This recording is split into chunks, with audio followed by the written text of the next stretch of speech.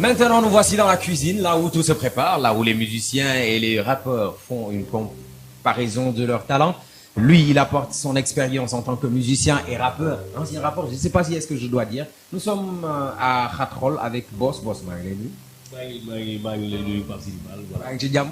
waaw alhamdulilah maa ngi sant yàlla bu baax. waaw Boss da ngaa bàyyi rap. bon mën nañu wax parce que bon voilà. gis rap. oh yeah. Bon astafurlah ci projet Foké bi.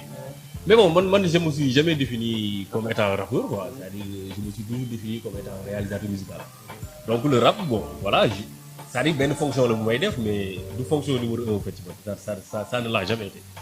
Donc toi, ce qui te permet de t'évader, c'est la musique, c'est l'univers musical. Comment ça se porte cet univers que tu te réclames appartenir? Est-ce que ça marche bien? Est-ce que ça va? Bon, ça marche bien. En toute franchise, ça marche bien. Ça marche d'ailleurs mieux que le rap. Bon, d'ailleurs, même tous ceux qui évoluent dans le milieu de la réalisation musicale, ils peuvent te confirmer que voilà, de toute façon, moo gën a neex carrière. Bon, ñoo gën a baax rappeurs yi. Bah, si tu es malin, si tu sais faire ton business, bon, voilà, tu t'en sors mieux que voilà, beaucoup de rappeurs. En plus, tamit, sa carrière moo gën a gudd. Un rappeur, par exemple, boo xewee 5 ans yu dëgër, c'est énorme.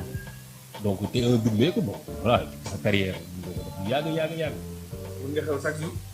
Beatmaker, waaw, mun nga xew durant des années et des années, loolu c'est-à-dire c'est déjà ça existe déjà. Donc, même boo jëlee le cas des Américains, les beatmakers, ñu doon dëggal gars yu yàgg yi ñooñu bàyyi noonu tam wala xewatuñu, mais beatmaker ñoom ñu ngi xew ba léegi ñu ngi tudd di. ay Pharrell Williams ay Dr. Dre. Effectivement même boo xoolee sax côté xaalis boo xoolee États-Unis la ñu gën a yor wecc ak yooyu souvent c'est les beatmakers. Parce que bon par exemple boo jëlee benn beatmaker kee day génne album moo am ci droit d'auteur kee génne album moo am ci droit d'auteur kee génne album moo am ci droit d'auteur c'est-à-dire ci benn mois bi mën na participer sur plusieurs albums. Or qu'un artiste bon il sort juste son album bon maximum benn année lay génne album benn yoon lay génn ci année bi. Mais fii Sénégal dama am problème ak artistes yi parce que je me dis que ñoom dem télécharger beat ci benn pass ou 200 francs moo leen gënal ñu jënd beat ci Boss wala ci Bivot wala whatever ñoom taluñ loolu ñoom. Bon c'est de plus en plus rare nag en toute franchise. C'est-à-dire c'est de plus en plus rare parce que bon léegi boo xoolee sax même avec ak bon rap bu xew léegi bon entre guillemets mooy gars yi ni ñuy dugalee yenn affaires traditionnelles yooyu tubaab yi ñu ko def. Donc déjà rek pour am couleur yooyu noonu tu es obligé de contacter un beatmaker sénégalais. Donc voilà quoi c'est-à-dire récemment boo xoolee parce que tamit léegi même boo xoolee côté streaming léegi yooyu noonu parce que xam nga nit ñi léegi dañuy bëgg a dugal ci internet. Que ça soit YouTube que ça soit feneen ak feneen. Quand tu télécharges au fait da ngay exposé wu ci beaucoup de problèmes. Mën nga dugal sa son ñu dindi ko voilà. wala ñu ne la droit bi yëpp dañ koy verser waajal. c'est beneen gars donc ce n'est plus intéressant en tant que rappeur bon de télécharger des beats. Am na ñu koy def ba léegi mais tam c'est compréhensible parce que. boo waree programme bi c'est-à-dire ça demande beaucoup plus cher. Donc man mii sax personnellement des fois nit benn rapport dina ma contacter pour faire un beat je lui demande des fois est-ce que sa premier son la wala deuxième souvent suy débuter yooyu noonu je lui conseille plutôt bon mu télécharger bon pour s'exercer quoi. Parce que tamit bon il est beaucoup plus difficile de programmer un beat par exemple avec un artiste bon mi nga xam ne amul kii quoi.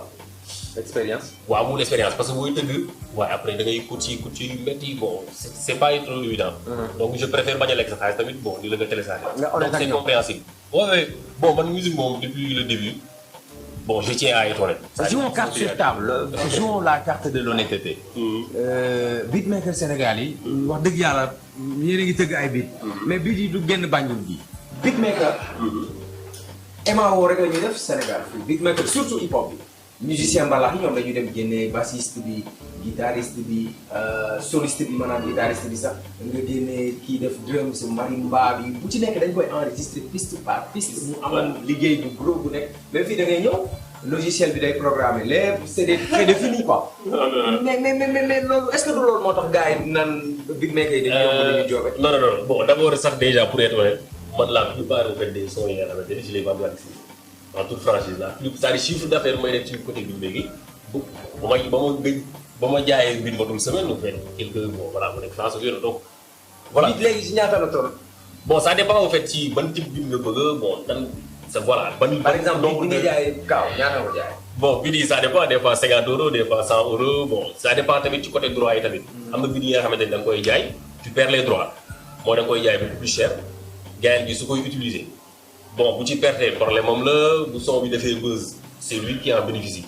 bu la neexee dem mën nga ko jaay de telle sorte que comme supposons ma bëggoon par exemple benn bu waa mën na ma contacter par exemple tout en sachant que Booba mu génnee son dina générer beaucoup de droits d'auteur. Bit bi mën naa ni ko bon je donne ça à 25 € wala mën naa ni ko bon tu me donnes rien mais juste que droits d'auteur yi au fait dañuy seetloo. Donc c'est beaucoup plus lucratif. Donc ça dépend au fait à chaque fois bon contexte bi nga nekk ak affaire yooyu noonu ak lan moo la arrangé ak tam lu artiste bëgg. mais lan moo teree jàngi beatmaker yi musique vraiment MAO parce que gis nañ ne si son Karbala bi mu jógee la loolu moo fekk si sax man tu fais l'actualité vous êtes en train de faire l'actualité au niveau de Khatxol ci seen studio bi yéen a war a produire albumu Karbala bi di ñëw yéen ñaar yéen a koy def featuring Karbala mooy rap et tout ce qui est musique c'est toi après ngeen génnee album léegi moi je me suis dit ça va être difficile d'exporter ça sur scène on ne verra que Karbala si jamais ngeen war ko exposer ndax ñàkk njàngu musique beatmaker yi pénaliser wu ñu. Bon pénaliser nañ bu baax bon parce que je le dis très souvent bon certes du ma ko wax ci kaw bon parce que des fois xam nga tamit bon les gens peuvent mal le prendre. boo xoolee xam nga yaa ngi wax léegi musique Sénégal génnul Banjul xaw ma doo ko. rombul Banjul bon c'est quelque chose d'assez compréhensible. bon parce que musique en fait ñun côté hip hop même boo seetloo sax par exemple boo toog léegi benn paa bu mën musique souvent boo ko joxee son yu bopp bon mën na nga ruus affaire yooyu noonu mais boo xoolee ñoom sax seen bopp en fait même à la télévision en fait côté musical hip hop il n'en parle pas en fait. parce que la musique sénégalaise boo fait le hip-hop sénégalais ni ñu koy defee bon je suis désolé de le dire mais bon voilà c'est tout sauf musical donc c'est tout sauf musical.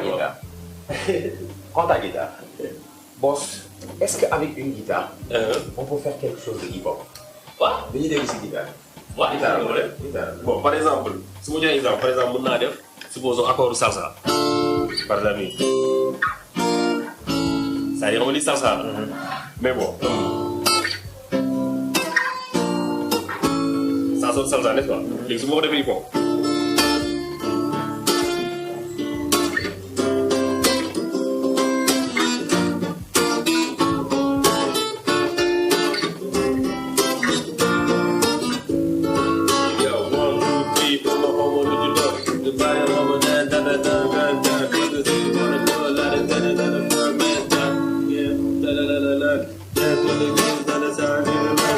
bon c'est toujours comme ça même c'est pas moi.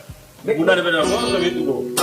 damay testé kaay jël piano kaay jël clavier bi ma xool. clavier bon je sais pas trop bon toujours bon par exemple pour am quelque chose de bon par exemple mun naa def.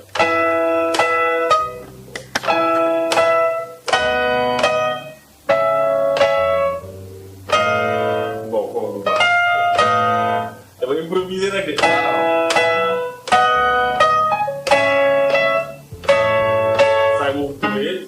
Voilà, ça donne une...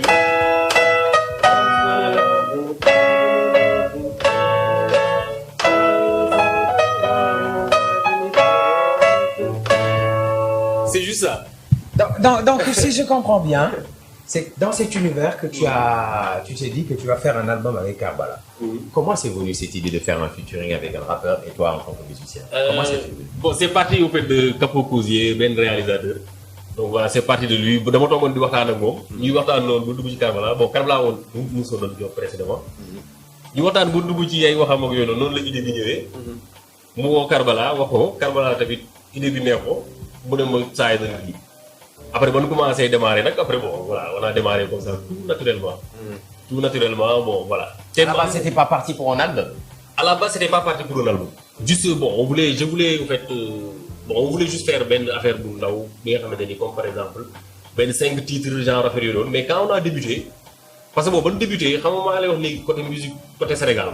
c'est-à-dire dama ne ko bon man en tout cas je dis une chose balaa daan di xew c'est-à-dire je veux pas une musique bi nga xam orchestre mënu ko reprendre c'est-à-dire je veux pas du tout de ça c'est-à-dire parce que quand on parle de musique xam nga su naan la langage universel la. Au fait on parle pas de la langue bu artiste bi di utiliser mais plutôt de la musique parce que les notes que ça soit do ré culture boo mënti nekk au fait l'émotion que ça donne ça reste pareil en fait c'est la même chose donc mën nga déglu benn musique japonaise bu dee waa ji dafa triste automatiquement tu le ressens c'est-à-dire c'est ça qui est universel moo tax même ça pour revenir à ce sujet au fait la musique sénégalaise le rap sénégalais tel qu'on le fait c'est-à-dire pour déggul olof tu peines au fait à voilà à ce que nga kii ko quoi parce que musicalement harmoniquement bon c'est pas très riche donc c'est pas très riche quoi man d'ailleurs personnellement bon beaucoup de musiciens yàgg na nu clash loolu bon ma koy dégg des fois ça me faisait mal mais après à la longue tamit je me suis dit que bon Il y a une part de vérité quand même. Il y a une part de vérité. Quand même, vous êtes des fouteurs de pas bonne chose. Alors cet album, ça sort quand? Pour l'instant jàppaguñu date parce que dañ nekk di jóg. Mais pareil bu dee. Non pareeguñu carrément parce que bon y a une vingtaine de sons yi nga xamante ni déjà bon mun nañu wax ni entre guillemets bouclé la. mais vingtaine de sons kay mat na album waay. non c'est-à-dire parce que nu ñuy demee bon par exemple damay jég sax des fois benn numéro supposons am benn idée wala benn idée wala benn bruit black ñëw joxe ñu essayer def loolu man ma am idée ma ne ko non car ñu essayer def lii moom moo am idée ñu def mais dañu bëgg suñu defee même bu dee 50 sons la après bu ñu defee 50 sons ñu xool li nga xamante ni moom lañu fil pour génne ko. c'est-à-dire c'est comme ça que mais bëgguñu def juste bon 15 titres pour 15 titres wala 20 titres pour 20 titres. mais on veut parce que idée de base bu idée bu ñuy demee parce que man je veux que personnellement que chaque son boo déglu mu nekk c'est-à-dire chaque son bu ñëw créer surprise. En tout cas, bi njëkk a génn ça a déjà fait parler de lui. Ça a montré à quel talent, à quel point Karbala était talentueux. Mais on oublie souvent, dans chaque rappeur, chaque répertoire de rappeur, dañuy fàtte beatmaker yi ñuy jox. C'est vrai. Ça vous fait mal des fois quand vous voyez que le rappeur il prend tout le buzz, tout le succès et l'argent qui va avec. Bon, moi personnellement, je dirais que ça me dérange pas parce que par définition, bon, souvent le beatmaker c'est le travail de l'homme. Donc bon, à chaque fois boo xoolee sax même bon loolu fait ça existe depuis que musique ba mu commercialisé ba léegi mooy benn gars mooy nekk ci kanam souvent lead vocal bi moom la ñëpp di xam souvent réalisation musicale bi bon benn gars mi nga xam doo ko gis moom mooy def lépp. Bon, en tout cas, restez comme vous êtes positif, merci. Super cool. Mosuma leen gis ñu bàyyi wala ñu yàq wala ñu yàkkamti wala ñuy wax lu seen yoon nekkul xaxol ils sont restés depuis Mathusalem très positifs avec une compilation Jamono Jumpo, ces genres de choses qui ont sorti, qui ont émerveillé pas mal de personnes. Donc, vous voyez, il est bon parfois de temps à autre de sortir un peu de Dakar et de voir ce qui se passe ailleurs dans ce Sénégal. Et merci pour la salle. Merci beaucoup pour la connaissance. Et on attend avec impatience cet album. Inch'Allah. En tout cas, bon, je promets que dina nekk album bi nga xamante ni au fait artistiquement ça sera quelque chose de jamais vu sur le hip-hop sénégalais ak africain. Baax loolu moom maa promesse bi. Baax ay jamono yi ba Bruno Koubel